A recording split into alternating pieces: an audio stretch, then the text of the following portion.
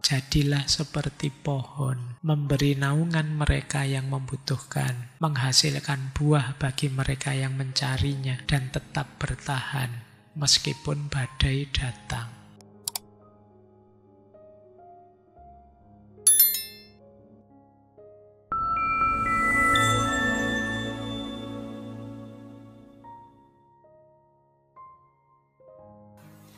Bismillahirrahmanirrahim. Alhamdulillahirabbil alamin. Assalatu wassalamu ala asyrafil anbiya'i wal mursalin. Sayyidina wa maulana Muhammadin wa ala alihi wa ashabihi wa man tabi'ahum bi ihsanin ila yaumiddin. Amma ba'd. Bismillah. Mari kita lanjutkan lagi ngaji kita. Nah, menurut Syekh Nursi, ini beberapa ya, ini detailnya kritik beliau terhadap wahdatul wujud. Konsep wahdatul wujud itu sering membuat orang salah paham sehingga mengaburkan batas antara Khalik dan makhluk. Orang yang tidak dalam bisa terjatuh namanya panteisme. Panteisme itu menganggap segala sesuatu Tuhan. Kan sering kita bilang, kita ini cerminan Tuhan, kita ini tajallinya Tuhan, dan lain sebagainya. Itu kalau tanpa pemahaman yang pas akan membuat kita terjatuh pada panteistik. Nah, ini makanya perlu level tertentu, penjelasan tertentu yang pas. Nanti jangan-jangan terus, nyembah pohon, nyembah sungai, nyembah apa, karena dianggap di baliknya ada Tuhan. Bisa jadi ke sana. Jangan-jangan nyembah kopi juga. Bismillah. Oke ya. Jadi terjatuh ke sini karena penjelasannya tidak pas. Karena itu tadi makanya perlu penjelasan dan level yang sesuai. Orang-orang umum menurut Syekh Nursi sulit salah paham, sulit untuk paham karena ini wawasannya dalam. Termasuk beliau ya di Risalah An-Nur itu di Maktubat menyebut. Bayangkan misalnya kalau orang nganggep rukun iman itu selain yang Allah ilusi saja. Karena yang hakiki itu hanya Allah saja. Jadi malaikat, Al-Quran, nabi-nabi itu sebenarnya bukan wujud yang sejati. Karena itu terus salah paham. Berarti saya tidak mengikuti Al-Quran, tidak apa-apa, kan itu ilusi saja. Yang sejati kan hanya Allah saja. Saya nggak mengikuti nabi, tidak apa-apa. Wong nabi itu kan juga cuma bayangannya Allah saja, bayangan wujud yang asli. Nanti bisa ke sana kalau orang pikirannya tidak nyampe. Apalagi kemudian orang jadi fatalistik. Berarti segalanya itu Allah saja. Bahkan bisa menurut Syekh Nursi, orang justru jadi materialistik. Kenapa? Karena nganggap materi itu juga kan adalah wujud yang pancarannya Allah. Jadi kalau ada orang ngeritik, kamu jangan mendewakan harta, jangan mencintai. Harta itu adalah bagian dari tajallinya Allah. Makanya saya cintai juga misalnya. Bisa jadi begitu kalau ditarik-tarik kemana-mana faham wahdatul wujud ini. Makanya menurut beliau sudahlah ya, sesuaikan level kita masing-masing saja. Karena bahaya kalau levelnya tidak nyampe. Nanti ada yang bilang seperti kalau di tasawuf itu kan ada Al-Hallaj, ada Ibnu Arabi, yang konsep-konsepnya kadang-kadang bisa mengundang kita salah paham. Karena itu, yuk dibatasi untuk khawas dan khawasul khawas saja. Bukan berarti ini salah terus tidak boleh. Tapi syarat dan ketentuan berlaku. Ada tanda bintangnya. Baik, lanjut. Ya, ini masih ke-6. Yang ke-6, kalau ini tidak panjang ya, penjelasannya simpel. Di catatan ke-6 ada 3 poin.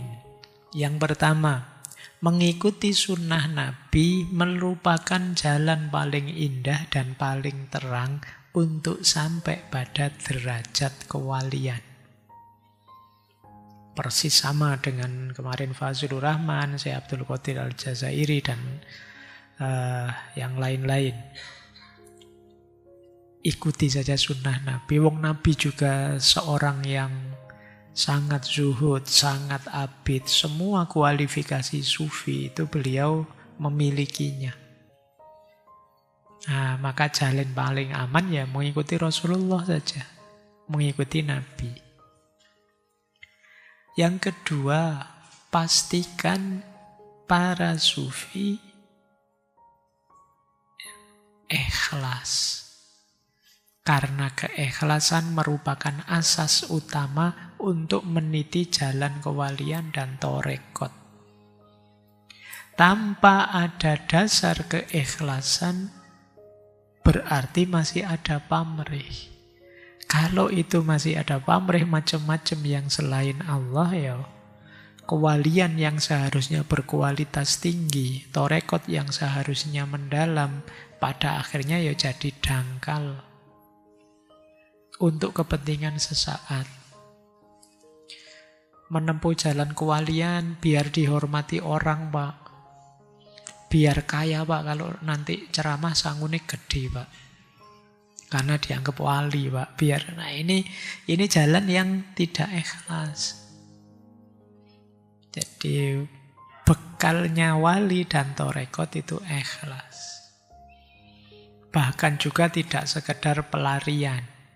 Mungkin banyak orang-orang yang ke dunia tasawuf hanya sebagai pelarian. Kalau diawali pelarian dalam tanda petik ya, diawali itu saya mendapatkan bertubi-tubi masalah, maka kemudian saya ingin mendekat pada Allah, itu tidak masalah. Tapi kalau hanya sekedar pelarian, itu berarti kalau sudah tidak sumpek lagi, tidak susah lagi, tenang, itu sudah meninggalkan semua amal-amal baiknya. Sama kayak kalian kalau sedang mau ujian, sedang ada masalah apa, itu kan terus ibadahmu jadi serius. Ya poso Senin Kemis lah, ya sholat malam lah kan gitu. Tapi begitu pengumuman lulus, nah, susut sudah. Biasanya begitu. Kayak dulu waktu mau ujian nasional, itu kan bapaknya, ibunya diundang ke sekolahan. Istighosah bersama, tahlil bersama, kan gitu dulu ada gitu. Karena besok ini anaknya mau ujian. Nah, ini namanya hanya sebagai pelarian sementara. Pamrihnya masih banyak. Dasarnya tasawuf harus keikhlasan. Yang ketiga, seorang sufi harus memposisikan dunia sebagai ladang amal, tempatnya hikmah, arena untuk melakukan kebaikan, mazro'atul akhirah, bukan tempat untuk mendapatkan balasan dan ganjaran. Jadi kalau menempuh jalan sufi kok menunggu balasan di dunia, biar saya kaya, Pak, biar saya tenang, Pak, biar saya... Ini berarti pamrih duniawi, masih belum ikhlas. Jadi dunia harus dijadikan, dianggap sebagai ladang amal, tempatnya hikmah. Baik, saya lanjutkan. Karena nanti yang ke-8 dan ke-9 panjang. Yang ke-7 sekarang. Yang ke-7 ini pesan tentang syariat harus masuk dalam hakikat, demikian juga sebaliknya. Yang nomor 7 ada 4 poin. Yang pertama, syariat merupakan buah dari pesan ilahi yang bersumber langsung tanpa penghalang dari rububiyah mutlak dengan rahasia ahadiyah. Maka dari itu, derajat dan kedudukan tertinggi dalam torekot dan hakikat tidak boleh keluar dari ruang lingkup syariat. Ya, jadi jangan lupa syariat itu sumbernya wahyu.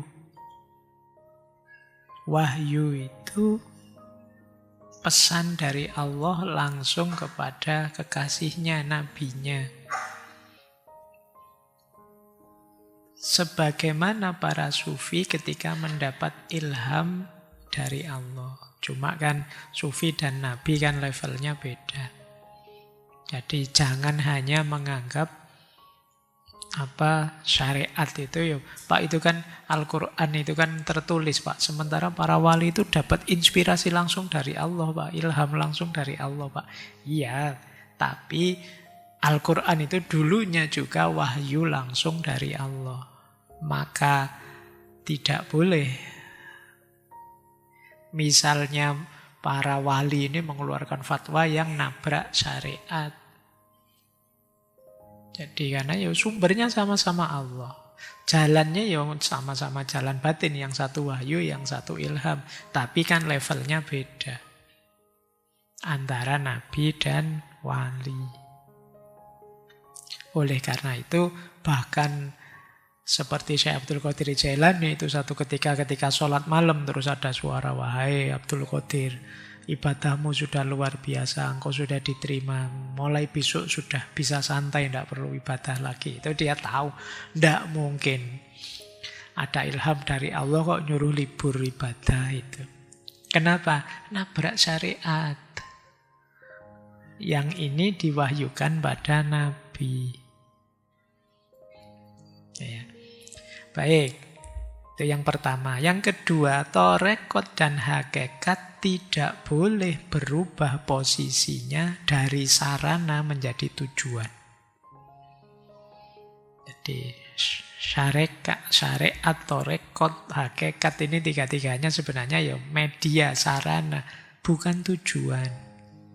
Jika keduanya menjadi tujuan, maka amal-amal dan adab-adab sunnah Nabi akan terbatasi, sehingga tidak lagi menjadi perhatian utama seorang salih. Ia akan bersifat formalitas, karena hati sang salik sibuk dengan adab-adab dan ritual torekot. Dengan kata lain, ia lebih sibuk dengan khalaqah dzikir dibandingkan sholat. Dia lebih tertarik dengan wirid torekot daripada kewajiban agama. Dia lebih komitmen meninggalkan hal-hal yang bertentangan dengan adab torekot daripada menjauhi dosa besar. Nah, ini peringatan dari beliau ya. Torekot dan hakikat itu sarana, bukan tujuan. Jadi, kalau kita jadikan tujuan, ya berarti nanti dinomor satukan. Padahal dia hanya media, hanya sarana. Banyak di antara kita, seperti dijelaskan tadi, sibuk dengan khalaqah dzikir dibandingkan sholat. Jadi kalau ketinggalan dzikirnya panik luar biasa, tapi begitu ketinggalan sholat, gampang lah, nanti bisa dijamak, bisa diqadha, dan lain sebagainya. Ini logikanya jadi kebalik. Lebih tertarik wirid torekot daripada kewajiban agama. Jadi disuruh sedekah males, disuruh zakat nanti sajalah, haji kapan-kapan saja. Tapi kalau diajak wirid ini amalkanlah, dibaca sekian kali 40 hari bisa membuat kita bla bla bla bla. Semangatnya luar biasa. Berkomitmen meninggalkan hal-hal yang bertentangan dengan adab daripada menjauhi dosa besar. Ini kadang-kadang kebalik.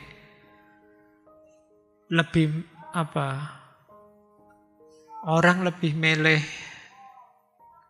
korupsi apa cium tangan pada mursyidnya misalnya. Ketika lupa cium tangan pada mursyidnya, paniknya luar biasa. Tapi melakukan korupsi, tenang saja, kebalik. Oke ya, lebih mengutamakan adab torekot daripada menjauhi dosa besar. Bukan berarti cium tangan itu salah. Tapi lagi-lagi kita harus sadar mana priority, mana yang lebih prioritas. Yang wajib mana, yang sunnah mana, yang mubah mana, yang makruh mana, yang haram mana. Kita harus tahu kadang-kadang banyak amalan-amalan sunnah yang kita utamakan sampai wajibnya terlewat. Itu sama kayak waktu Ramadan dulu loh ya. Buka bersama, semangat sekali, tapi terus waktunya sholat maghrib bubar semua, tidak ada yang sholat misalnya. Ini kuhalik. Terus yang ketiga, ini bentuknya pertanyaan. Apa mungkin ada torekot yang berada di luar koridor sunnah dan hukum syariat? Jawabannya ya dan tidak.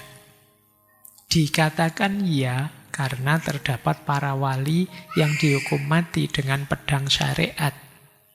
Dikatakan tidak sebab para wali yang lurus telah bersepakat dengan kaidah yang disebutkan oleh Syekh Sa'di As-Syirazi dalam syairnya yang bermakna mustahil seseorang akan sampai pada kebenaran hakiki di luar jalan yang telah digariskan oleh Rasulullah dan tanpa mengikuti sunnahnya.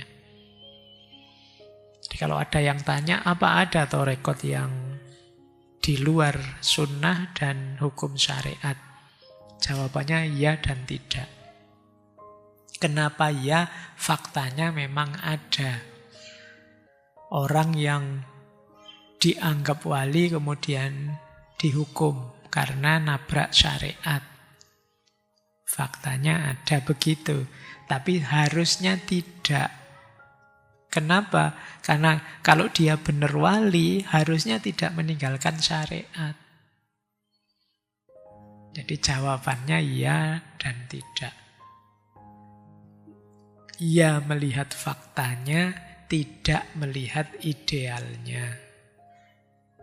Makanya kan sekarang ada istilah, ada torekot yang mu'tabaro, ada yang wairu mu'tabaro. Ini mungkin dengan pertimbangan ini. Yang keempat, sejumlah orang yang berasal dari kelompok sesat dan ahli bid'ah termasuk yang dapat diterima oleh umat. Namun ada juga orang-orang seperti mereka yang ditolak dan dijauhi oleh umat. Padahal secara zahir keduanya tidak berbeda. Ini yang keempat ini menegaskan ukurannya bukan berapa banyak pengikutnya. Karena kadang-kadang sama-sama bid'ah, tapi yang di sini pengikutnya banyak, yang di situ pengikutnya sedikit.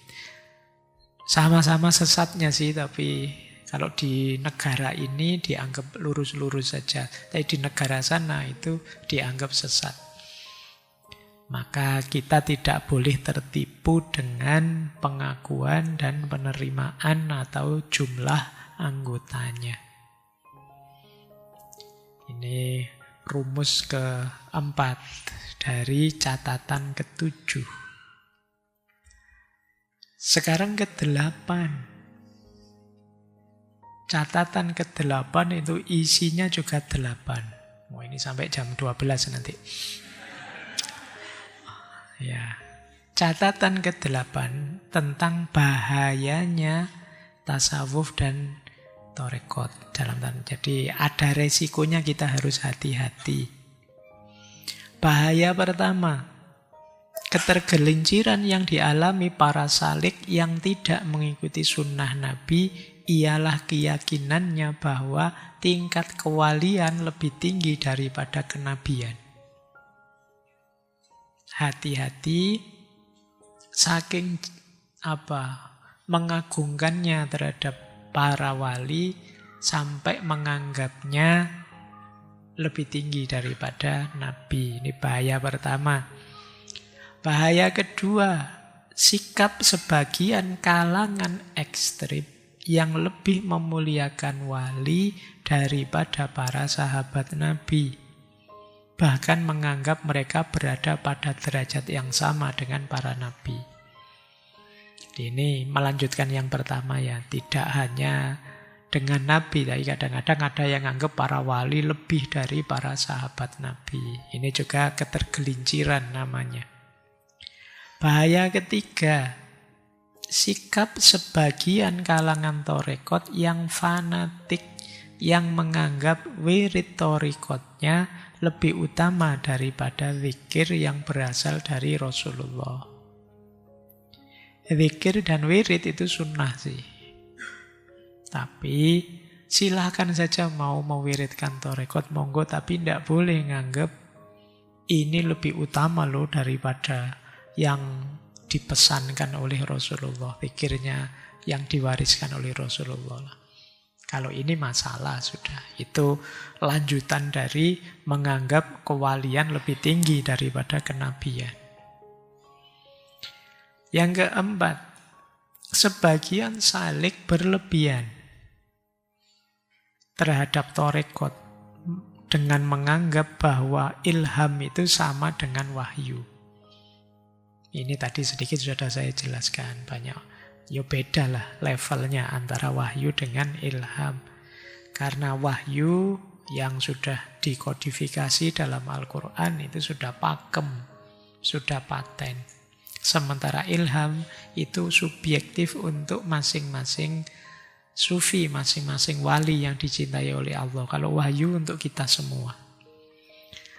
Bahaya kelima, sebagian ahli sufi yang tidak memahami rahasia torekot dalam kedudukannya sebagai sarana, bukan sebagai tujuan, kadang-kadang mereka lebih tertarik pada karomah-karomah dan zauk spiritual. Dianggapnya ukuran benar salahnya itu tergantung karomahnya. Orang ini bisa berjalan di atas air loh, orang ini bisa nebak masa depan loh, kan kita sering ini kita jadikan standar, padahal harusnya bukan itu sih kewalian seseorang itu. Bahaya keenam, sebagian salik yang bukan ahli hakikat seringkali terjerumus dalam jurang bahaya dengan menganggap bayangan dari sejumlah tingkat kewalian dan miniaturnya sebagai tingkatan hakiki, universal, dan asli. Ini biasanya yang keenam ini ketertipuan ketika kita mengidentifikasi diri kita ada di level mana. Pak, saya sekarang sudah ada di makom sabar, Pak. Padahal mungkin kita belum sabar beneran. Saya sekarang sudah bisa khawasul khawas kurang sedikit, Pak. Ini yang kelima. Jadi mendiagnosis diri levelku ada di mana. Ini kita sering terjerumus. Padahal itu masih ilusi, masih bayangan kita sendiri saja. Sehingga kadang-kadang kita jatuh pada kesombongan. Bahaya ketujuh, sebagian para pecinta dan perindu dari kalangan pengikut torekot seringkali terjerumus di saat mereka menunjukkan kebanggaan, membuat pengakuan, menyebarkan syatohat, dan mengharap penghargaan orang, serta menjadi rujukan agama. Ini sombong, merasa tinggi, merasa besar, cerita-cerita betapa hebatnya aku, betapa dahsyatnya guruku, ini di antara ketergelinciran. Bahaya kedelapan, sekelompok pengikut torekot yang tergesa-gesa dan ingin meraih keuntungan pribadi sehingga terjerumus karena ingin mendapat hasil dari kedudukan kewaliannya di dunia, bukan di akhirat. Ingin dihargai, ingin dihormati, ingin diposisikan tinggi. Ini bahaya kedelapan, karena merasa dirinya sudah wali. Ini bahaya kedelapan. Hati-hati, nanti bisa dibaca ulang ya, 8 bahaya ini. Yang ke-9. Catatan ke-9, jumlahnya juga 9. Panjang ya. Nah, ini saya baca saja. Ini sebagian besar sudah kita jelaskan di depan. Kalau tadi bahayanya, sekarang manfaatnya tasawuf. Bahaya berarti kita harus hati-hati, jangan tergelincir ke sana. Manfaat, ayo kita optimalkan manfaatnya. Manfaat pertama, tersingkapnya hakikat keimanan secara jelas.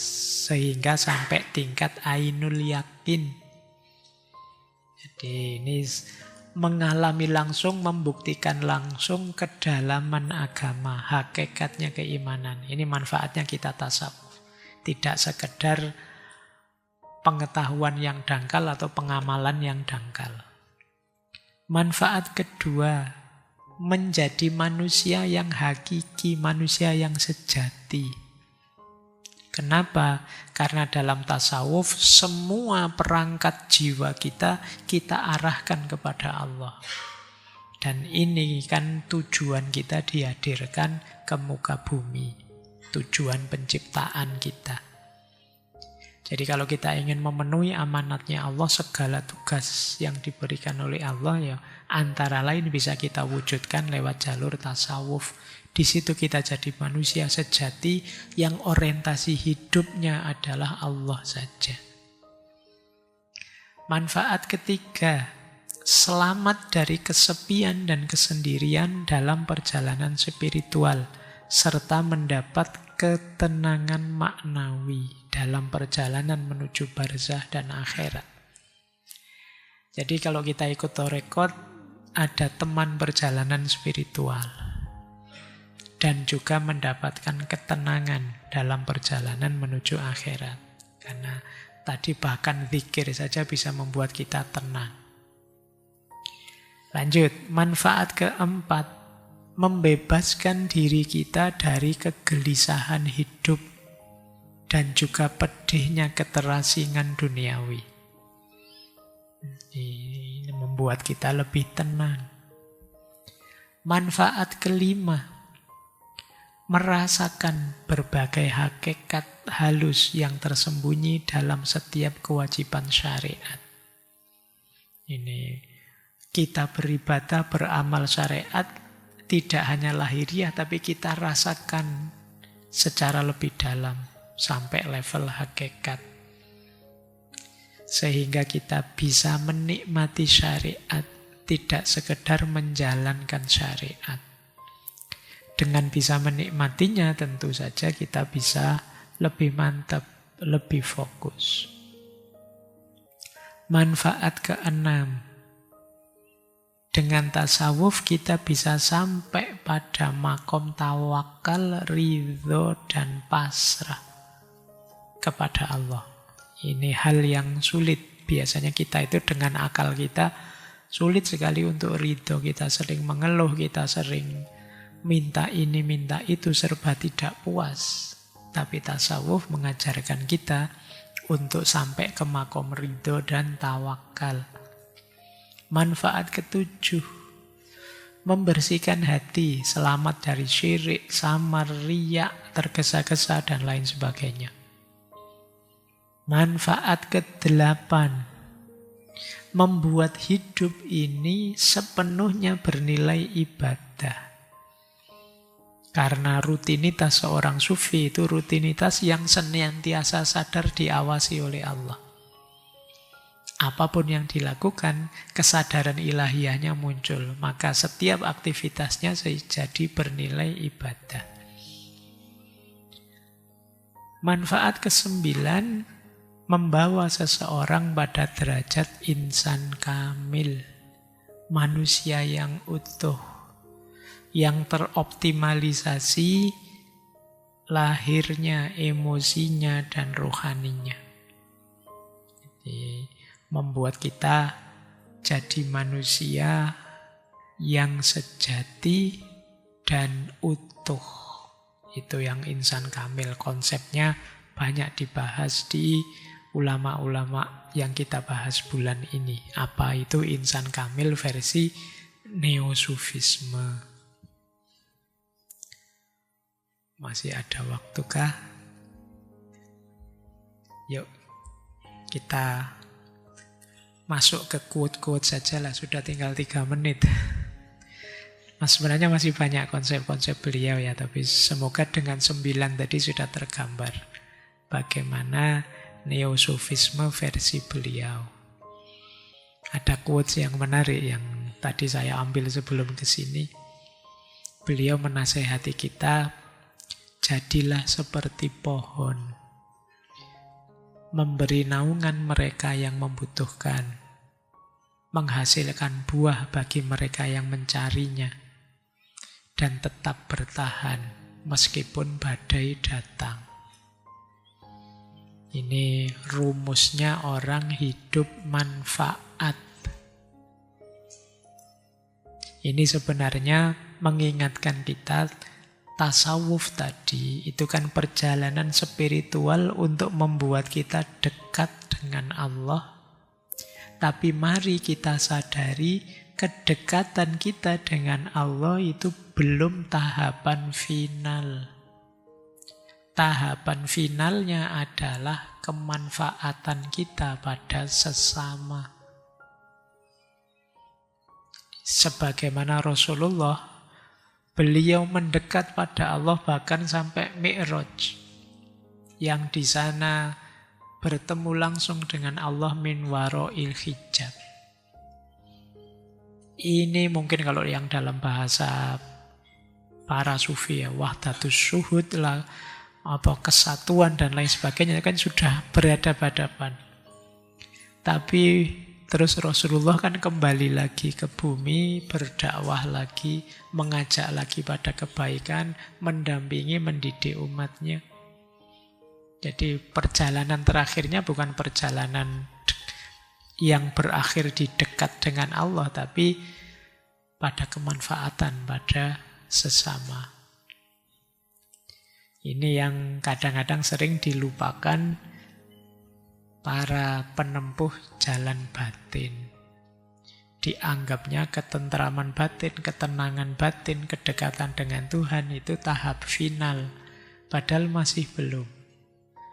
Apa gunanya kita berkualitas tinggi kalau tidak bermanfaat pada sesama orang-orang sekeliling kita? Karena amanat Allah untuk kita itu tidak hanya sebagai hambanya, kita juga khalifahnya.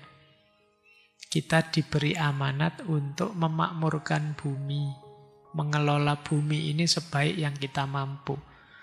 Yang dilakukan para sufi dengan mendekat sedekat mungkin pada Allah, ya memang itu amanat ubudiyah, kehambaan. Tidak salah, sudah benar. Tapi tidak boleh berhenti di situ. Harus lanjut ke amanat kekhalifahan. Maka jadilah seperti pohon yang memberikan mereka naungan yang membutuhkan, hasilkan buah bagi yang mencarinya dan tetap bertahan meskipun badai datang. Ini juga menarik. Sumbernya kekacauan sosial. Asal mula semua revolusi dan korupsi dan dorongan serta sumber semua moralitas rendah hanya 2 kalimat.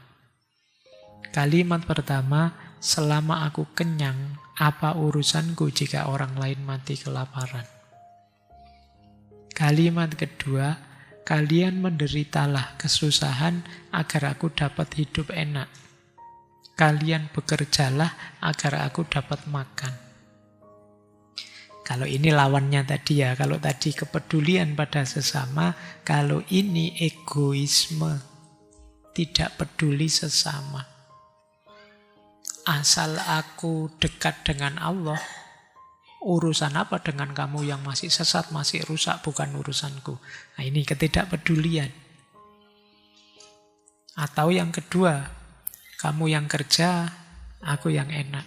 Kamu yang capek, aku yang dapat enaknya. Ini juga bentuk egoisme.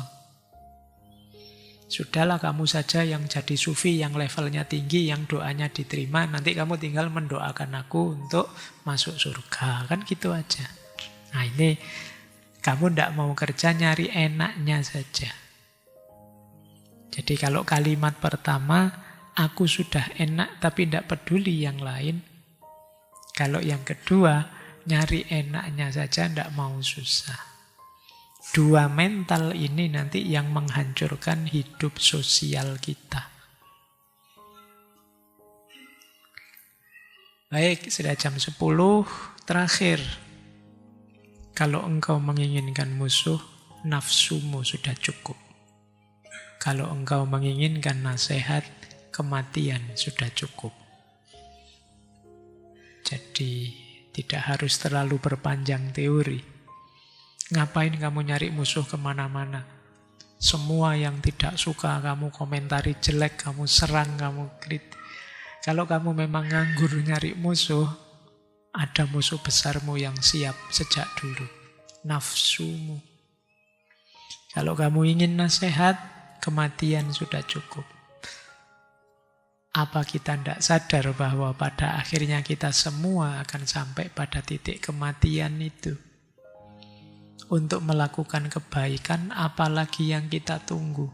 Toh kita tidak tahu jatah waktu kita kapan. Apa yang mau kita sombongkan, pada akhirnya kita semua akan dikuburkan di bawah tanah. Apa yang mau kita banggakan? Apa yang mau kita tinggi-tinggikan? Setiap kali ada kematian, semoga jadi pelajaran untuk membuat kita jadi manusia yang lebih baik, lebih sadar, lebih ngerti untuk melakukan kebaikan. Jadi ini boleh jadi pengingat kita ya. Ngapain sih selalu nyari konfrontasi saja, konflik saja dengan yang lain? Mbok yo kita rukun, kerjasama, saling membantu. Kalau memang perlu musuh, ndak usah kemana-mana, nafsumu sudah cukup. Dan kalau memang ingin nasihat, kematian sudah cukup. Baik, saya kira itu ya untuk malam hari ini. Jadi semoga semakin memperjelas gambaran seperti apa sih sufisme baru atau neosufisme itu.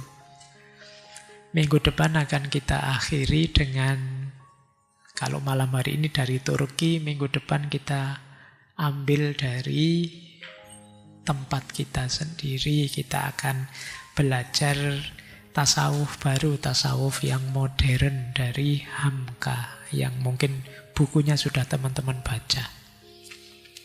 Minggu depan minggu ke-5, jadi nanti saya ngomongnya setengah porsi, sisanya bisa tanya jawab. Saya akhiri sekian untuk malam hari ini, kurang lebihnya mohon dimaafkan. Wallahul muwaffiq, wallahu a'lamu bissawab. Wassalamualaikum warahmatullahi wabarakatuh.